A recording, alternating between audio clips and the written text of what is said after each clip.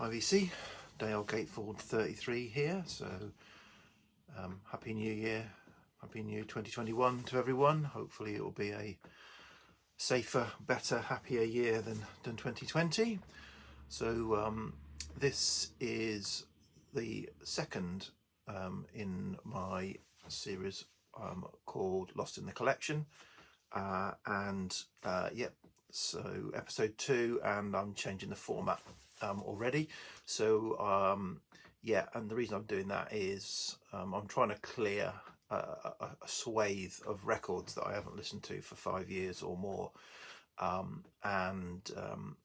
the first video I showed 3 records, and I was going to show 3 a week, but I've done some maths and worked out that during 2021 another 130 records will come on stream as being not listened to in 5 years, and if I do 3 a week, that's 150. So I'm only actually going to clear 20 records in the year. So I'm changing it up to 5 records a week, so at least I can clear a chunk of the backlog as I move forward, if I continue with the series for a year, of course.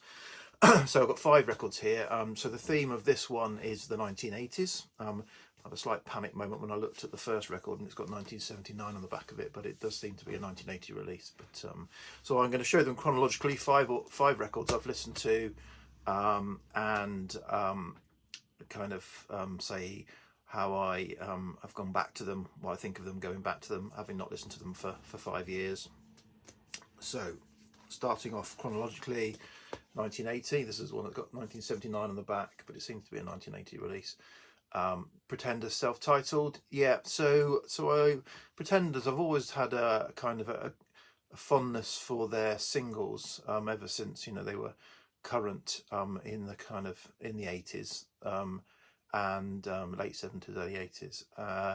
But I've always struggled with their albums, and so I've had a number of their albums over the years. This is the only one that's still in the collection, and I noticed their new album featured quite highly in a number of lists, so I did give that a listen and I enjoyed it. But I don't know, it just didn't stay with me as an album. And this is similar. I like some of the songs on it, but I don't feel it as an album. I don't know why. As I said, I've had a number of their albums. I've even had their their greatest hits on vinyl. I've got it on CD still, but got rid of it. So so enjoyed going back to this. So obviously the Stop the Stop Your Sobbing and Kid, the kind of, and Brass in Pocket, the sort of singles off of this, familiar to me. And as I say, I enjoyed it. I like the last track actually, Mystery Achievement. I thought was a good song. But it's probably gonna be something that I will go back infrequently, maybe not 5 years, but infrequently in the future. So yeah, so I may, if I see some others again at car boot sales, I may some of their kind of the next 2 albums, I may get them again, but who knows. So next up from 82, moving on in the 80s, is Yazoo, Upstairs at Eric's. So this is an album, it's probably an album I actually had in the back in the day. I think I did have this in around, certainly in the early 80s.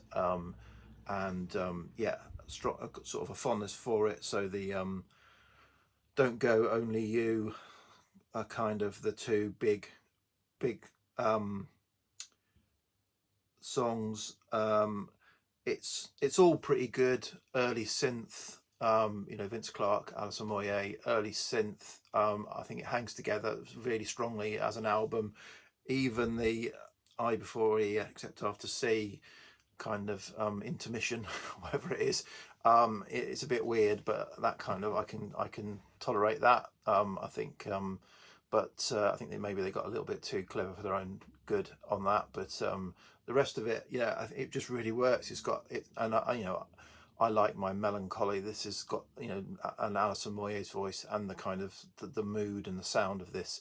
It's a kind of moody early synth album, and or new wave album, and really enjoyed going back to this.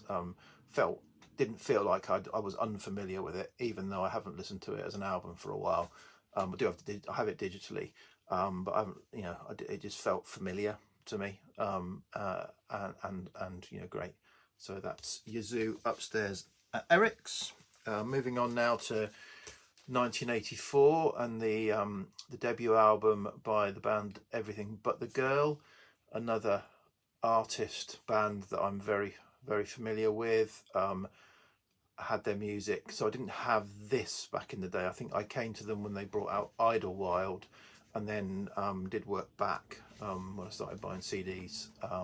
But I think I bought Idlewild when it came out, which was about 88, I think, 87, 88, on cassette, and played that a lot in the car. So yeah, so this, yeah, I mean, it's what is it? It's sophisto pop, jazz, loungy kind of feel. Tracy Thorn's got a great voice. Ben Watt's got an okay voice. So Tracy predominantly does the lead vocals. Ben does a few songs, and there's a few instrumentals on this. But yeah, really, again, another enjoyable album. And going back to it, having not listened to it, certainly on vinyl, I've listened to some of their songs individually over the years. They're part of compilations and playlists and mixtapes and stuff. But yeah, it was a familiar listen. Moving on another year to 85.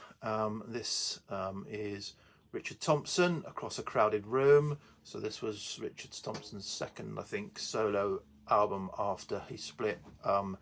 Richard and Linda Thompson split, and he went solo. Yeah, it's a very good Richard Thompson album. Richard Thompson is one of my favourite artists, and certainly, if not my favourite, right up there in my favourite guitarists.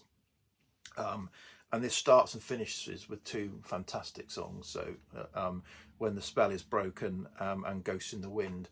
When the Spell is Broken is kind of like a mid-tempo Richard Thompson, and Ghosts in the Wind is a very sort of mellow ballad style, reflective, plaintive song. In the middle is kind of a good mix of typical Richard songs. If you know, he does some kind of aggressive. He's often got something to say, either about relationships or the world. Often about relationships gone wrong or going wrong. Yeah, so there's got some of those kind of sort of, as I say, kind of up tempo, but maybe a little bit caustic in their lyrics, as well as some very nice, as I say, ballad style. So this is a good mix. This is a good sort of typical Richard Thompson album, particularly, and it doesn't suffer too much. 85, it's not too 80s in its production, thankfully. I don't think he went down that road too much, luckily. A lot of artists, sort of, certainly particularly a lot of maybe folky artists, some of them got suckered into that 80s production, which I think with a folk style can be quite it's not pleasant sort of combination.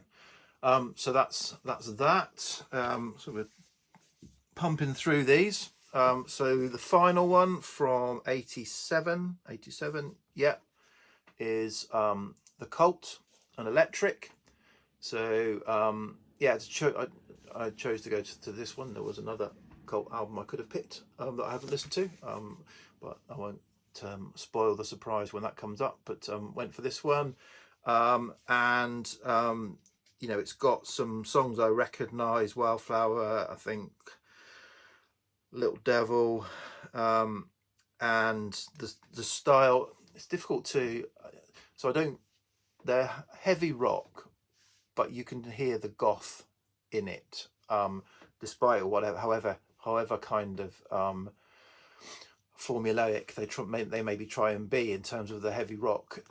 It still sounds like goth heavy rock to me. But